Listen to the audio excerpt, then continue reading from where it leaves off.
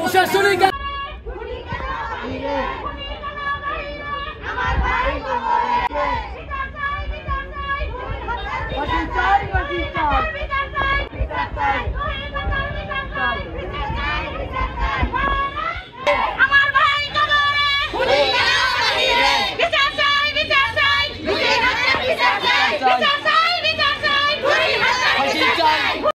তুহিন বাসায় ছিল বিকাল 4টে বাজে, একটা মানে 1 তারিখে বিকাল 4টে বাজে ওরা 3 জন লোকে ঘর থেকে বাইর করছে, বাইর করে তারপর নিয়ে গেছে। তারপর তো আমাদের খোঁজ, আর ওর সাথে মানে ওই 1.5 লাখ টাকা ছিল, ওই যে তাগেদা করছে আমনে কাজ করো এই জন্য তাগেদা করে আনছে। ওরা ওই টাকা দেখে ওরা ঘর থেকে বের করছে, বের করে নিয়ে তারপর ওরা ওই জায়গায় ডগ আছে একটা, ডগের ভিতরে ঢুকাইছে।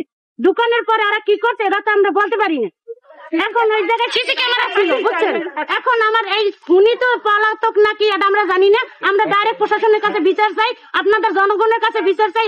এখন আর একটা 2 মাসের ছেলে আছে, 3 বছর একটা মেয়ে আছে, এগুলোর কে দায় নেবে? জনগণ নিতে পারে না, প্রশাসন নিতে পারবে না।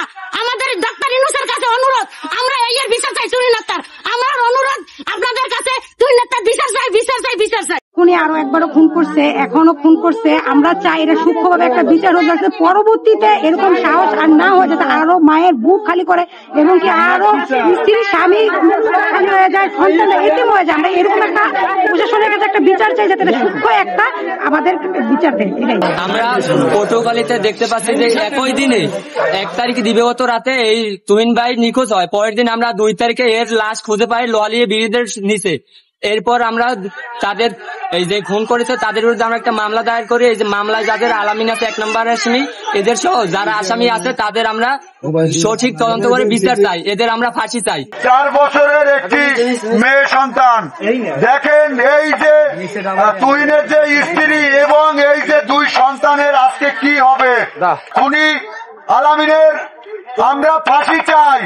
এই খুনি আলামিনকে দ্রুত গ্রেপ্তার করতে হবে, তা না হলে আমরা এই আন্দোলন অব্যাহত রাখবো।